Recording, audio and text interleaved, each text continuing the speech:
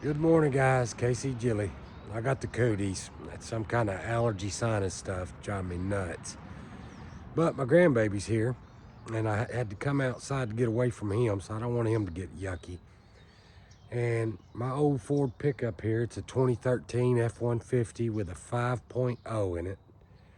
My starter's starting to act up. It's turning over, but the Bendix ain't always kicking out and everything, so I've got a new one. I'm going to replace it, and I thought I'd take y'all along for this ride. So I'll show you what I did first. First thing I did, I came over here and I just disconnected my negative and stuck it up under there where it ain't touching nothing that's going to count. That way I can work on it without any snapping and popping. I watched enough videos to know that I'm going to need a 10 and a 13. I'm fixing to crawl up under this dude and see if I can get you a picture. So here's my original up under here. I wish I had a jack here at the house. I might have to look around and see if I got something to get this dude up off. I could do it at the shop, but I got this nice concrete slab to lay on. Looks a little filthy right here, but it's not. It's pretty convenient. So I'm gonna start taking all this loose, and when I get it out, I'll show you a little closer what's going on. So I'm still working on this project, but as I'm crawling under, I noticed something. I'll show you something. Look how shiny that is.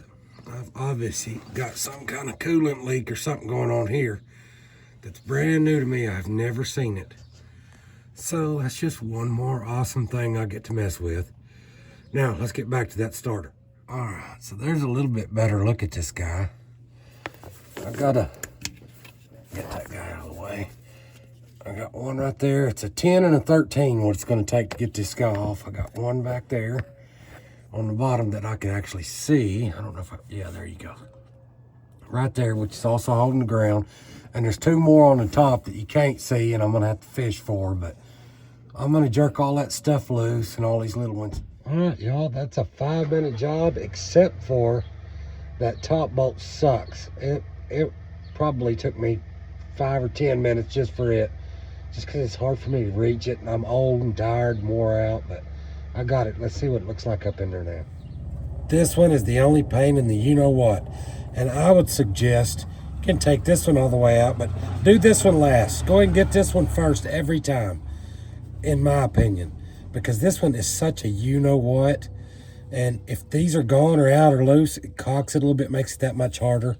You have to have just the right extensions and stuff to get this top one out, because the space from here to this old rusty looking piece, it's just right to where my ratchet, I mean, the extensions have to be right. My ratchet doesn't want to go on there and give me all kind of hell. So I got the little guy out. Let's get out here and look at it now. All right, guys.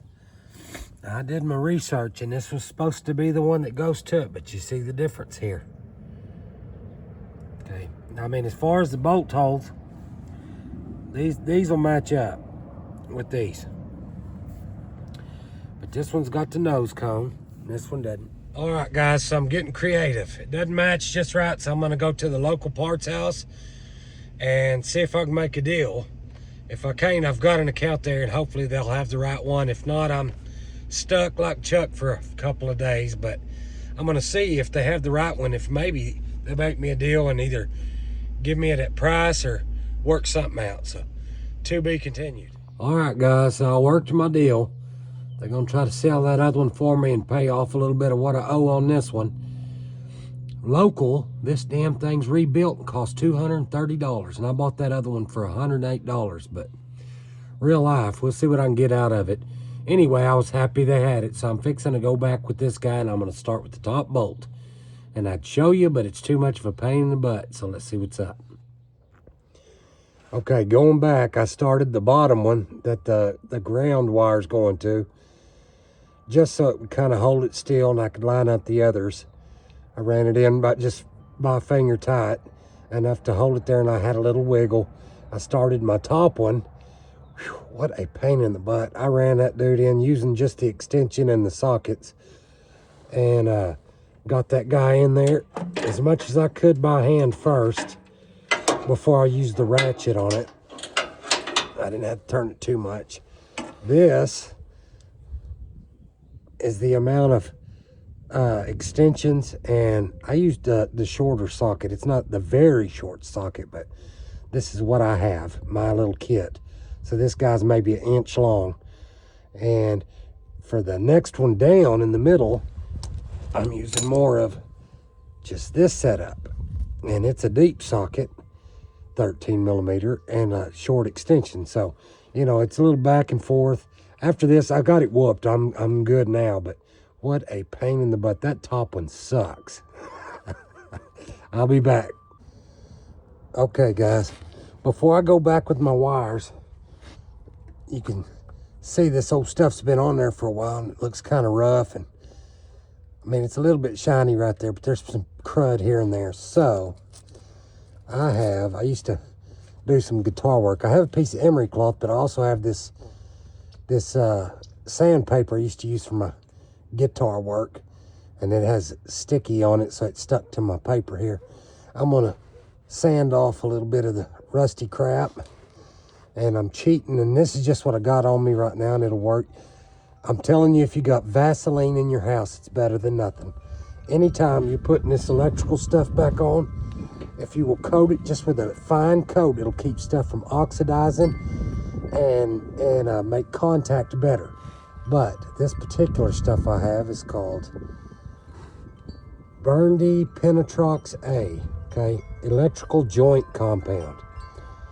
It says for prevention of oxide buildup and used as an anti-seize. So for the most part, my son gave me that. He works for an electric company and told me that's what they use. So I bought some when I put in my electrical panel. I bought a new breaker box from my house and redid it. And I used that stuff when I was tightening down those lugs on my disconnect and stuff. It's the same kind of thing happening here though. When you're going to tighten this stuff down real good, after time, if you ever looked at your battery and you got that old green stuff or bluish green white crap growing around your cables, that's why you need to clean it up real good first, scratch off all the crap, and then put some kind of lube, even if it's just Vaseline. And I'm serious, it doesn't have to be a lot, just enough, just a little tiny coating on there before you put it on, and you'll be surprised how much longer stuff will last. So I'm gonna get that done and hook this up, and I'll be back. We're gonna find out. I got everything back like it's supposed to be. I'm gonna go up there and hook up my ground cable, and we'll see what's up. And I still have to figure out what's happening up here with my leak.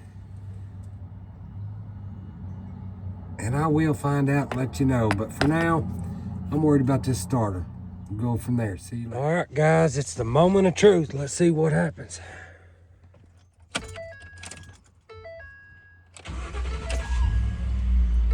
Like a champ, baby. All right. I could have videoed more of the process, but when I'm mechanicing, I sometimes have to use profanity. And so I didn't want to drag y'all through my potty mouth when I get mad. But it really wasn't a bad job. About the only thing's pain in the butt is that top bolt. The rest of it's pretty smooth. I'm gonna see y'all